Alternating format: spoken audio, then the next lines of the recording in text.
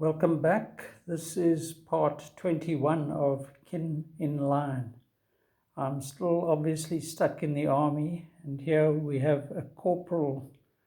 It was actually a guy called Glenda, who was the head of our sort of department in the media center, working away at something. But this is a very quick pencil sketch, and yeah, it's evidence of all the training I did at art school over the preceding 4 years.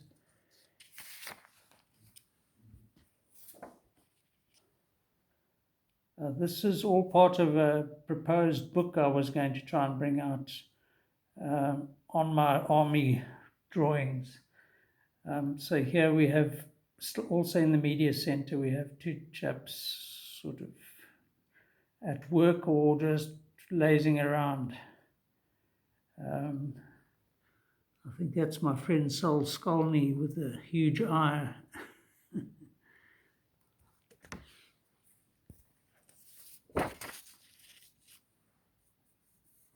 This was, try and straighten it, another of my colleagues there, Mr. Cater, bending over forwards for the army. Again, quick sketch, his character captured in a few lines. This is the same guy we saw earlier wielding the floor polisher. Very versatile, obviously.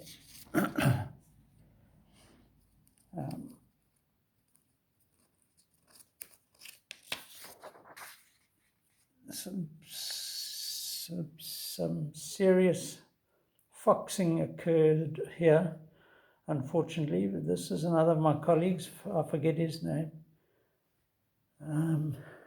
So being in the media center, I had paper plenty, and I could use felt tip pens, lots of time to while away and draw my colleagues, whatever else I chose. Let's have a look at the face. Yeah.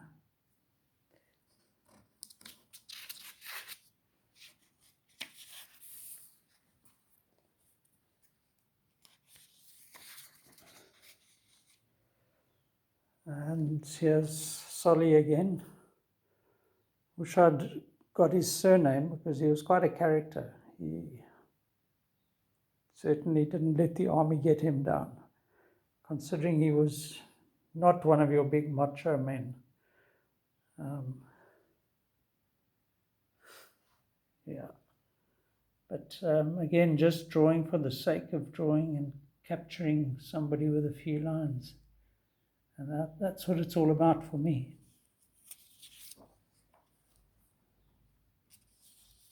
This chapter was going to be called Kimberley, so let's see what...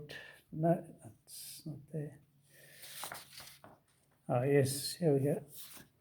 So this watercolor, that's a water tower. Sketched, I did this directly onto the paper again from the top of the stadium. The stand at the base had quite a big rugby field with a stand that was pretty high, actually. And it gave me quite a nice view out across the landscape, which is very flat generally. So that's a couple of the buildings in the camp in the foreground, then the water tower, and then I guess that must be maybe mining, diamond mine dumps, or just copies, I'm not sure.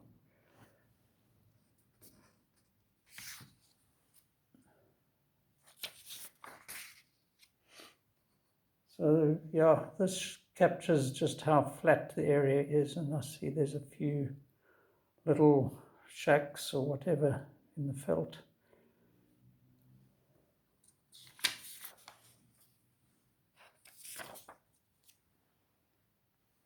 And here, looking out across the plain, on the distant copy, there's a tower, some sort of communications mast.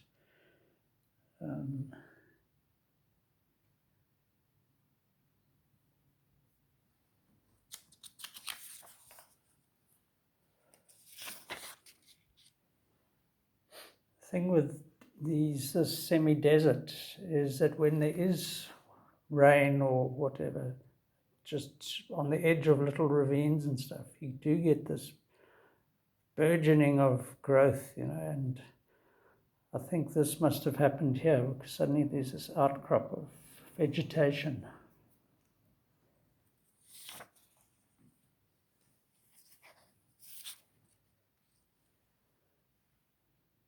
But there it is, just flat with a couple of fencing posts and then just koppies going off into the distance.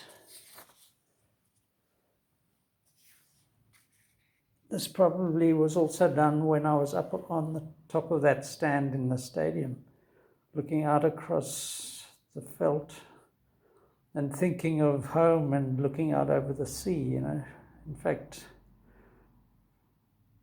yeah, I got quite nostalgic for the coast very often there.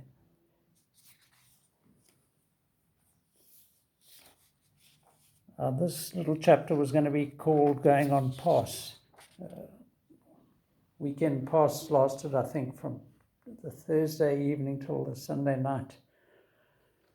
So we had, might have even been the Friday, I don't know.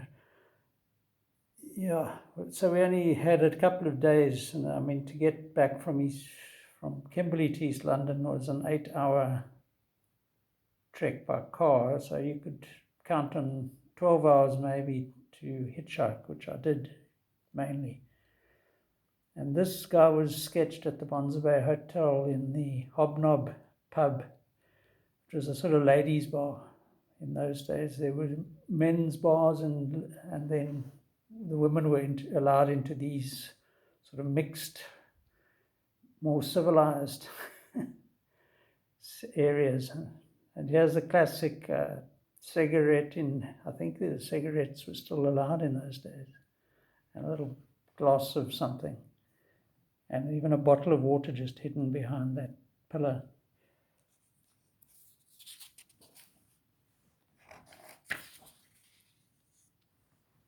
Now, I can't remember the name of the guy on the right. This is in the Hobnob, but definitely top left is my late brother Alistair, cigarette probably in that hand. And then these suggested bottles here in the foreground. So this was where the jawl was back in the day.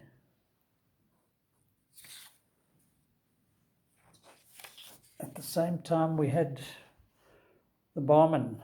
We got to know all these barmen and waiters quite well.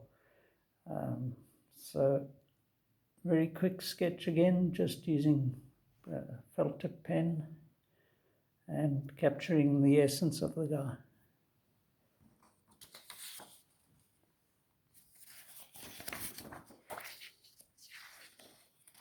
That's just a poem I wrote, which will be immortalized one day. So also going on those long trips home, when I got the chance, I would also carry a note sketch pad, a little one that I made myself, and try and just capture some of the mountains as we went past them, the koppies really, which is what we got here. So these were done as we traveled along, just a minute or half a minute just to get that down. This one you can almost get the sense of speed in the lampposts or whatever those are, telephone posts, with the koppies spotted in between them.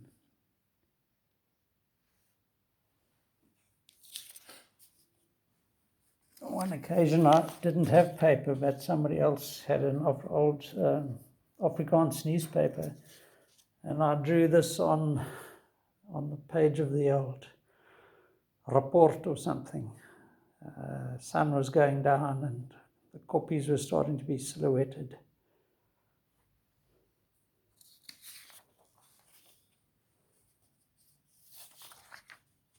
Likewise here, not necessarily the greatest drawing, but just an illustration of how I just never stopped at that point. That was the only thing that sort of really kept me going, I think. So when you were on pass, for me that was being back in Bonza Bay, and this is from that, what would you call it, anyway, big book, which offered me a nice page on which to draw scenes at the Bonza Bay beach, like this girl with a Great Dane, surfer. Note the head is actually elongated because of the spears at which he was walking. We used to call that wave curling off their big left. My brother and his mates handled that thing superbly. It was like a mini pipeline. Yeah, so this is one of my nicest composite drawings of Bonza Bay Beach, circa 1980. Okay, I think I'll have to leave it for now and see you next time. Cheers.